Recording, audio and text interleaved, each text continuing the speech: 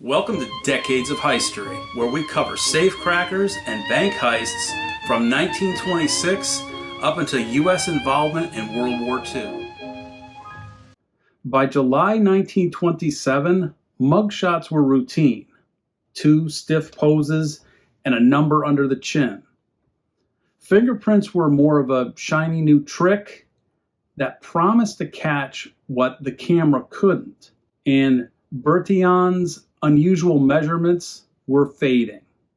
Yet all 3 at points were used side by side.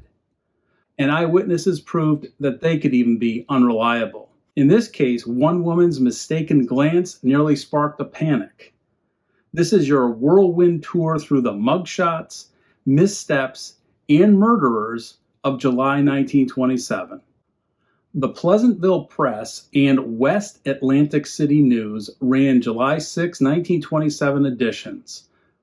Both ran star in movies. And this is actually a story that comes to us from St. Louis, Missouri. It seemed that 10 men with records for pickpocketing were being held at the St. Louis, Missouri police headquarters. They had, quote, been chosen to star in the movies, end quote. The St. Louis Police Bertillon Department chose them as, quote, chief figures in a movie, end quote, reckoned to be the first of its kind made by local police.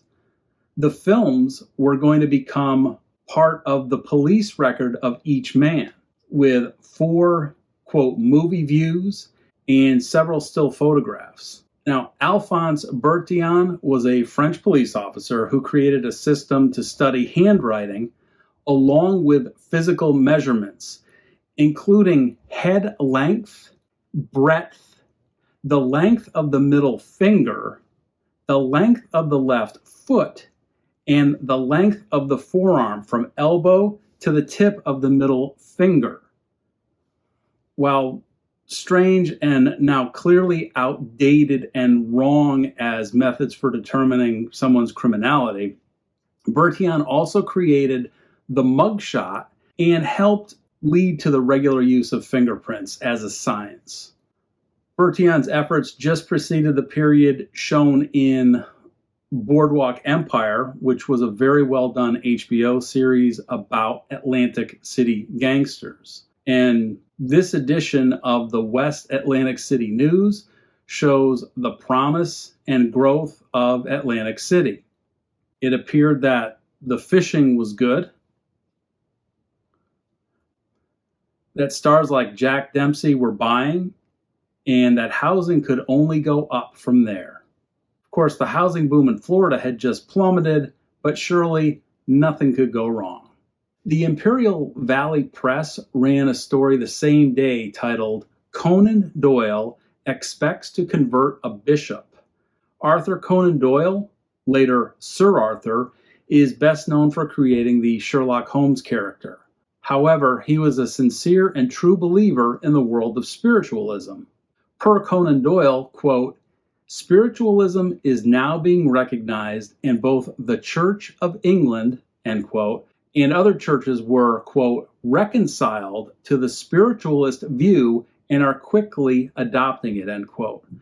Doyle predicted, quote, one of these days we will convert a bishop and that will be the beginning of the end, end quote. Bertillon's work and Doyle's beliefs demonstrate what a crossroads period we're in. Well, the Bismarck Tribune ran a July 15th article titled, Woman Nearly Stops Bank Raid, but It's Only the Janitor. A woman passerby noticed the front door of the First National Bank in Bismarck partially open. In addition, she heard a sound, and sure enough, it sounded like the filing of metal. It seemed like yeggs, or safecrackers, were inside manipulating the vault. So she glanced around the street and noticed a car directly in front of the bank. That car's passenger door was partially ajar, and a man remained at the wheel. That appeared to be the getaway car. The passerby walked by the front of the bank to peer inside, at which point the driver started the car and sped away. Lights inside the bank were off, so she couldn't see inside, although the filing sound continued. Knowing a bank heist was transpiring, she rushed around the corner and found a local man, and he went to investigate. Someone quickly discovered, however, that it was actually the janitor who was inside repairing a teller's cage. We covered midget Ferneckies in our May 1927 episode titled Pretend Priest, Midget, and Killer Kimes. And then we followed up the next month with a small update in the video titled Underhill Life in Oklahoma, 35 Cons Break Out in Texas.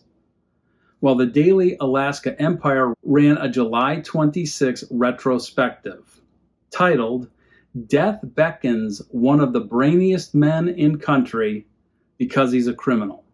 This story out of Chicago held no punches. Quote, the law of the land is seeking to annihilate one of the cleverest minds in the country, end quote.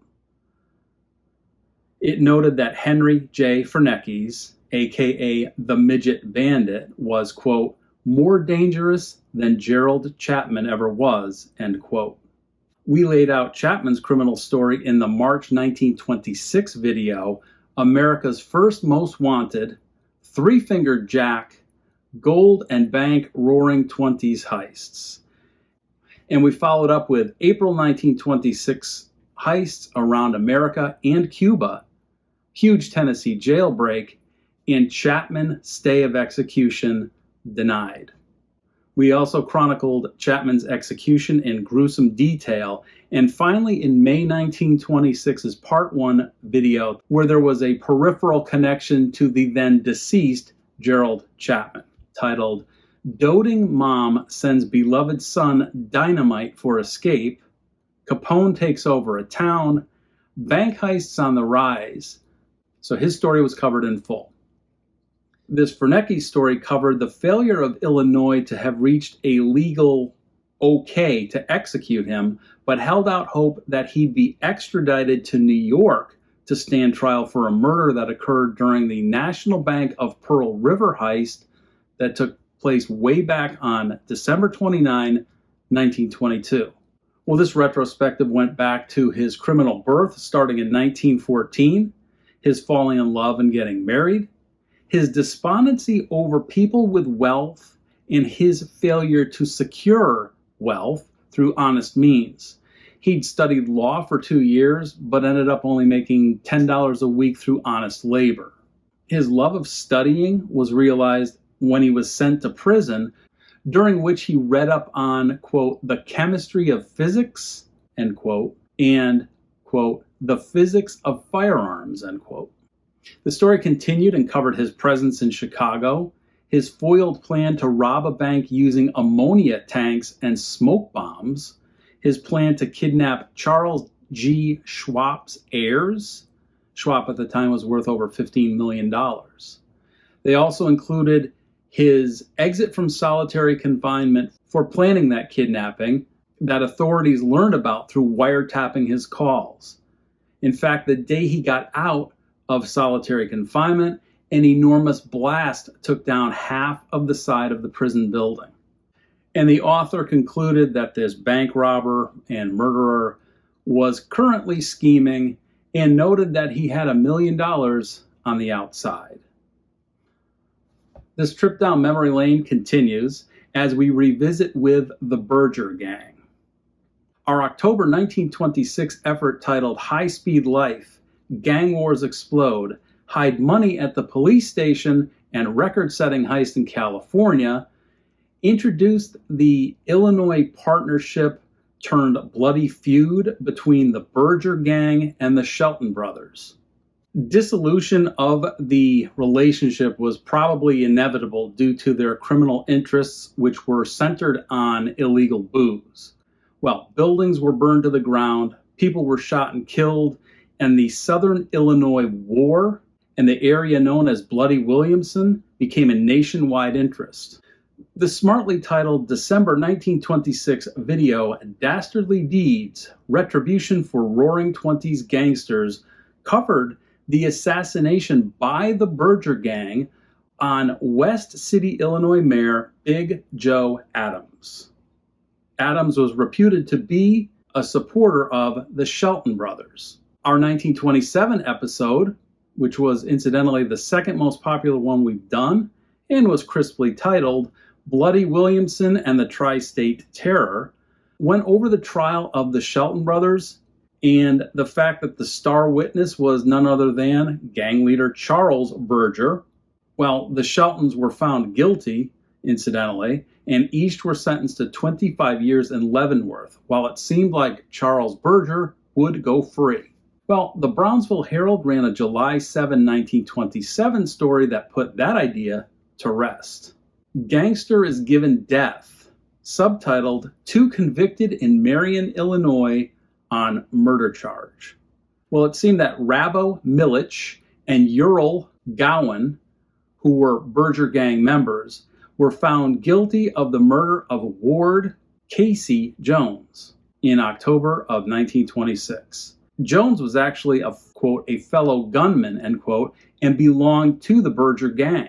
The rift was about which one of the men was going to be in charge of Shady Rest, which was the gang's hideout that was shortly thereafter riddled with bullets, burned to the ground, and dynamited by the Shelton brothers.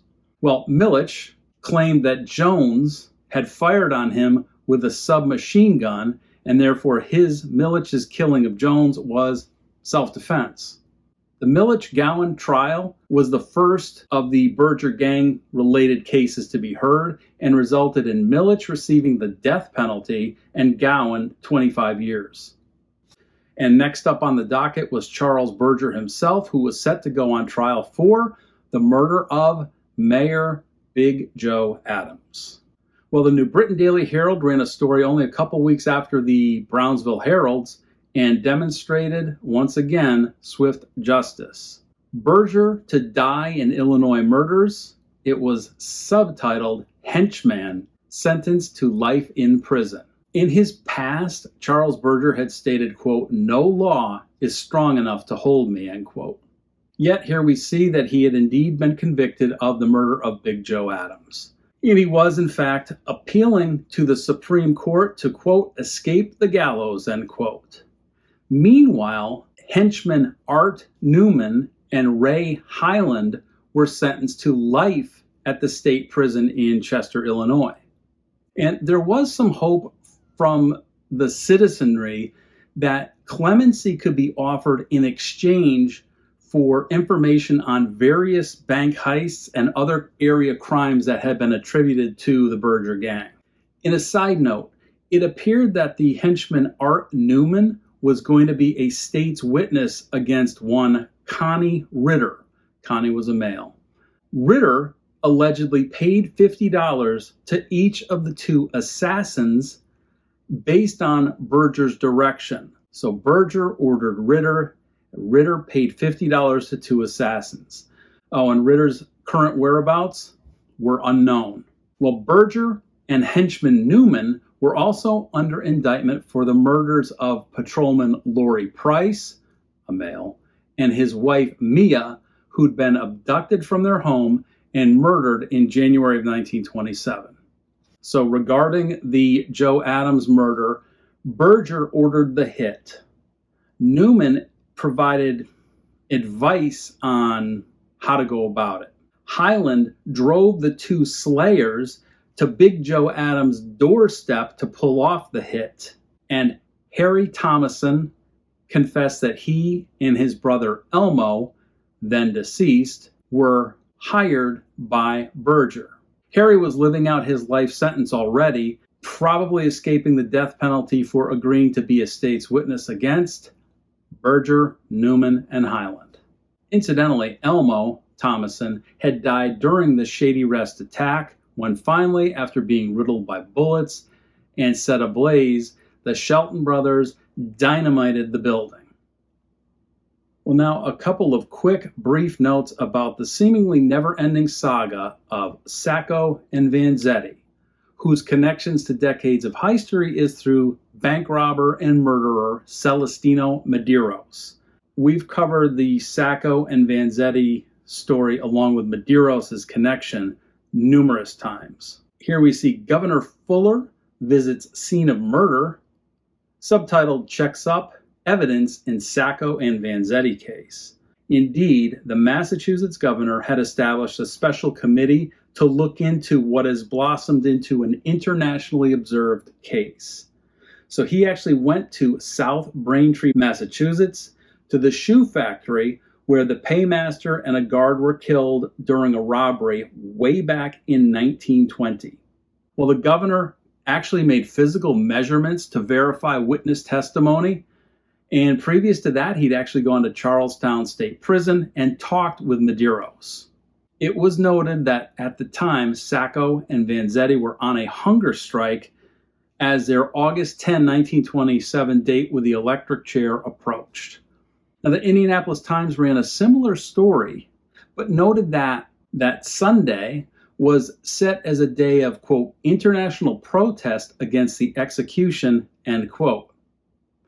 And they added that a meeting was going to be held on the Boston Common where lawyer Clarence Darrow was set to speak. There were protests in Paris, Stockholm, Rome, Buenos Aires, New York, and then in the Connecticut, Rhode Island area in New Haven, Hartford, New Britain, and Providence. Finally, we harken back to a story covered in our February 1926 episode about brothers Robert and Howard Hostetter and one of their partners, Kenneth Reeves. They had robbed the Southport State Bank.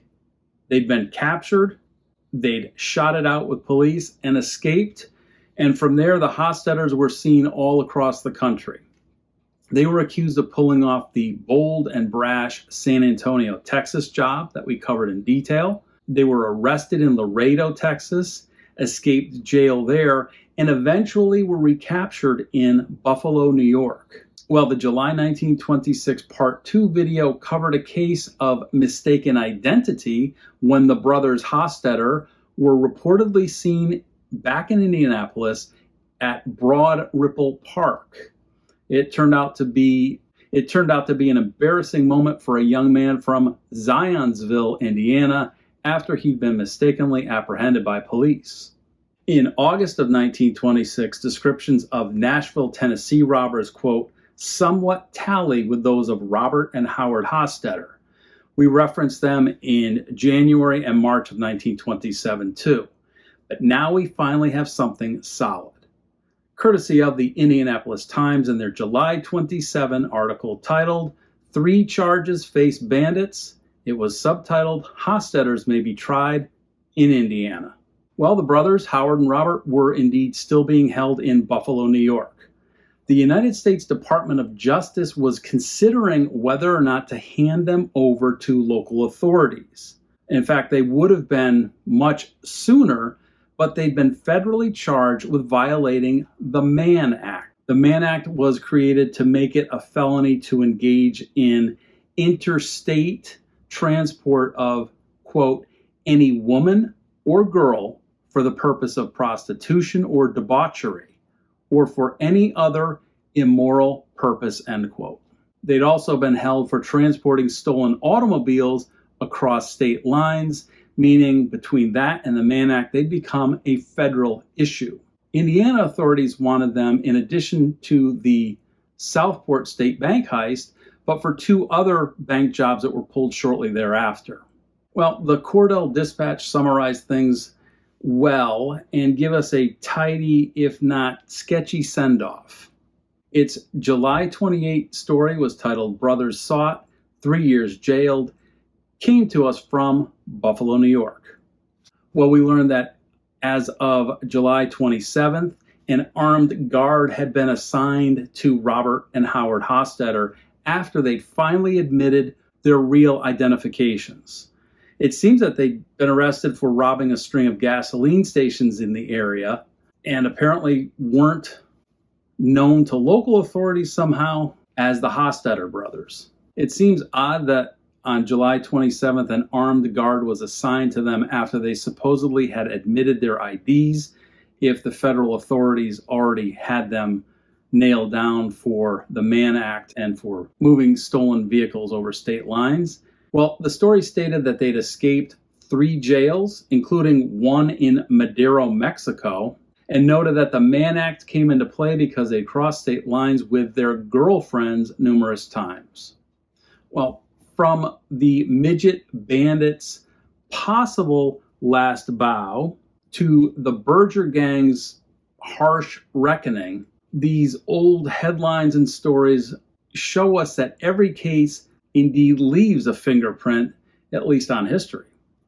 Next time we'll revisit more familiar friends, including the irrepressible Matthew Killer Kimes, politician Chester A. Good, and our #1 female robber, Rebecca Bradley Rogers. For now, I want to thank you for spending your time with Decades of History.